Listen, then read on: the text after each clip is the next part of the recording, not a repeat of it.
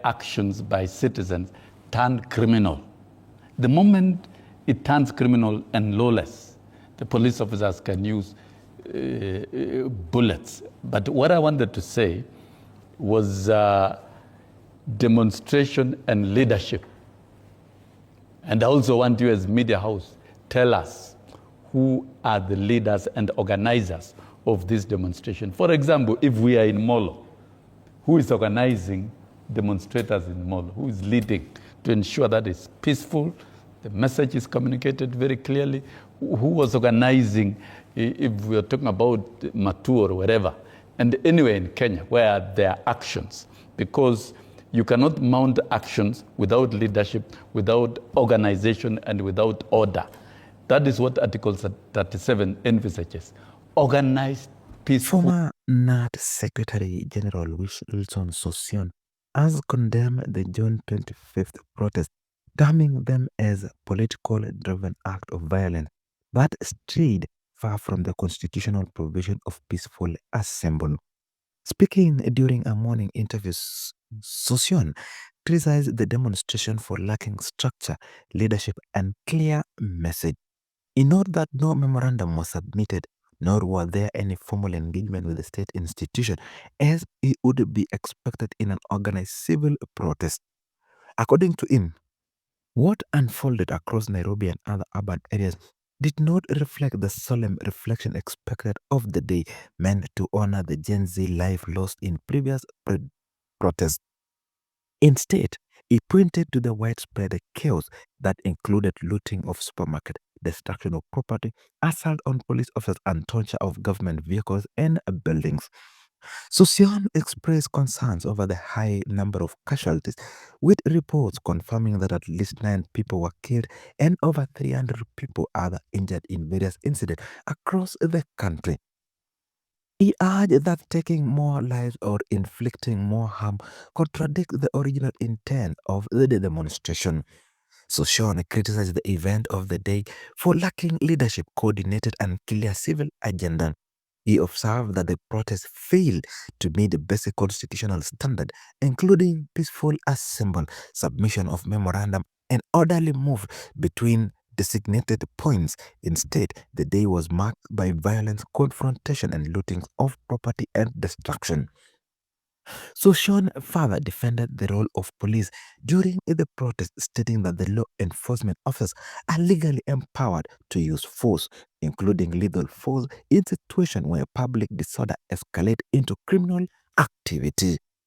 He stated that the responsibilities of the police is to restore law and order, and use of live ammunition is lawful when the action of demonstrators become dangerous or destructive. He rejected the idea that police should be passive in the face of anarchy, insisting that they are trained to respond to threats, not to accommodate them. At least 9 people were confirmed dead, most from gunshot wounds, and more than 300 people were injured, spread across the country. Sossion further warned that if demonstration continues without order, structure, or purpose, they risk undermining the spirit of Article 37 of the Constitution, which provides for peaceful and armed assembly. He called on the nation to reflect deeply on the direction of public activism is taking, and urged Kenyans not to glorify chaos under the banner of civic engagement. Lethal force, none of us can actually account the circumstances around it. It's only the police officers themselves who can. And all over the world, police officers can use lethal force where actions by citizens turn criminal. The moment it turns criminal and lawless, the police officers can use bullets. But what I wanted to say was demonstration and leadership. And I also want you as media house, tell us who are the leaders and organizers of this demonstration. For example, if we are in Molo, who is organizing demonstrators in Molo? Who is leading to ensure that it's peaceful, the message is communicated very clearly? Who was organizing, if we are talking about Matu or wherever, and anywhere in Kenya, where are their actions? Because you cannot mount actions without leadership, without organization, and without order. That is what Article 37 envisages. Organized, peaceful. and anywhere in Kenya where there are actions, because you cannot mount actions without leadership, without organization, and without order. That is what Article 37 envisages. Organized, peaceful demonstrations and assemblies. And that should not violate Article 24 of the Constitution. Rights of others.